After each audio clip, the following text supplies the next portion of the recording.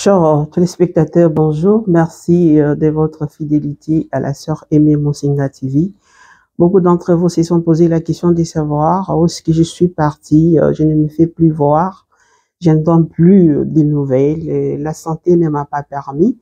Voilà pour la raison pour laquelle vous ne m'avez pas vu aujourd'hui. Le Seigneur me fait grâce de me tenir devant vous. Voilà pourquoi je suis revenue vite là pour quelques nouvelles. Peut-être que vous connaissez déjà, mais comme on dit, la répétition est la mère des sciences. C'est dans mon devoir de vous informer, de vous rappeler les choses que vous connaissez déjà. Au niveau de l'Église, l'Assemblée synodale s'ouvre, donc de nos pères évêques à Rome s'ouvre mercredi 4 octobre 2023.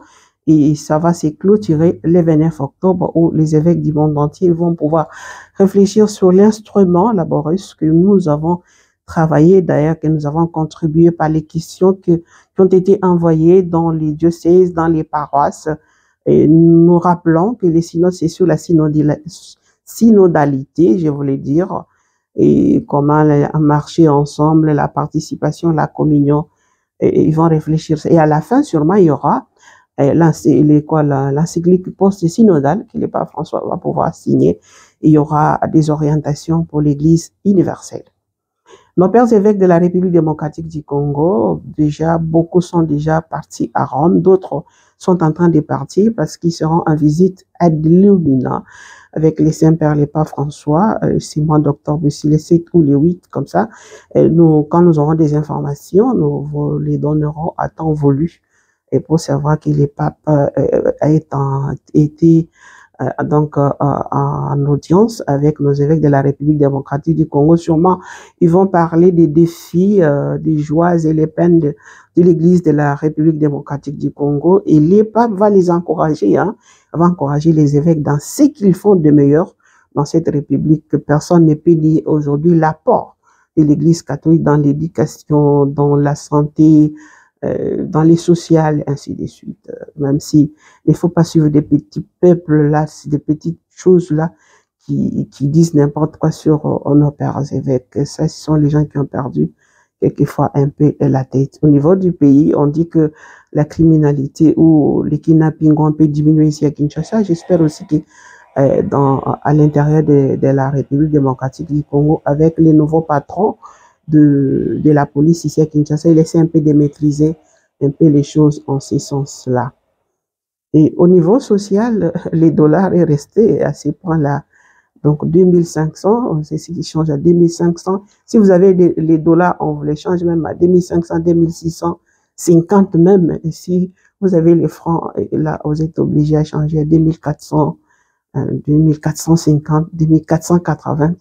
Ce qui n'est pas facile pour les parents avec la rentrée scolaire qu'ils font avec. Bon, est-ce que vous voulez, nous prions pour que cette situation puisse se décanter.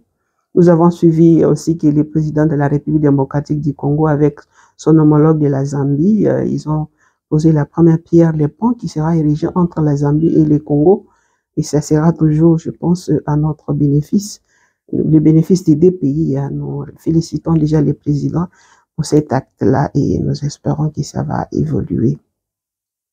Au niveau politique, nous avons suivi que Denis Mukwege a tenu une conférence de presse dans laquelle il a annoncé sa candidature à la présidence de la République. La conférence était hier dans la salle Fatima Lagombe. Il a dit que c'est maintenant ou jamais, plus tard, ça sera tard.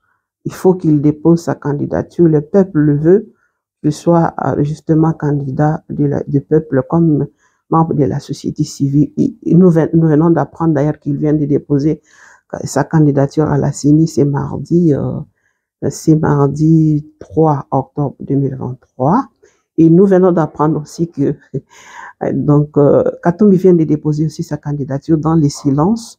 Il n'a pas voulu que ça soit avec beaucoup de pompe. Il veut combiner justement avec Cherubé Okende assassiné, avec Kalonda qui est en prison, mais aussi avec ses frères et sœurs qui sont à l'est de la République démocratique du Congo.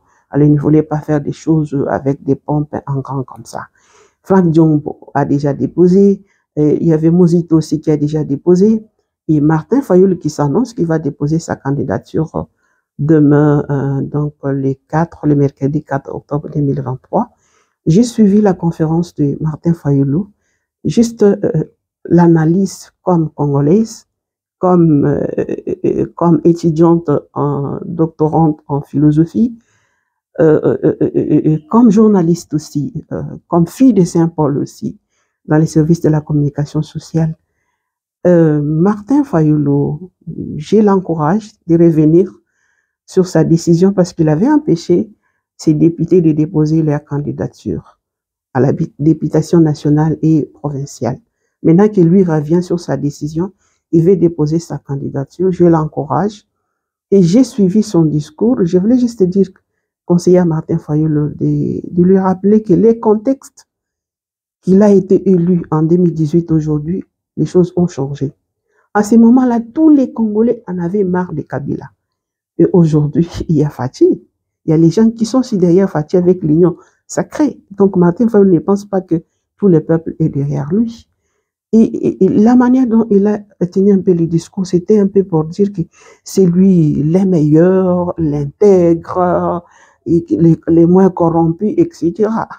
Il y a un de mes professeurs en philosophie sociale qui disait il faut mettre l'homme dans des conditions pour voir si l'homme doit réellement faire ce qu'il dit ou pas. Parce que ce qu'il est en train de dire aujourd'hui, s'il est élu président de la République sans député national, donc il va faire ce que Fathi a fait, corrompre les députés de l'FCC pour faire la majorité. C'est ce que aussi Fayulu fera. Donc je demanderai à Fayulu de mettre un peu de l'eau dans le vent, que les choses ont changé. Quand il a été élu en 2018, parce qu'il avait aussi la Mouka derrière lui, il avait Katumbi, il avait Bemba, il avait les autres derrière lui. Mais aujourd'hui, les choses ont changé. Donc, Katumbi et Fayulu ne se croit pas qu'il est le meilleur.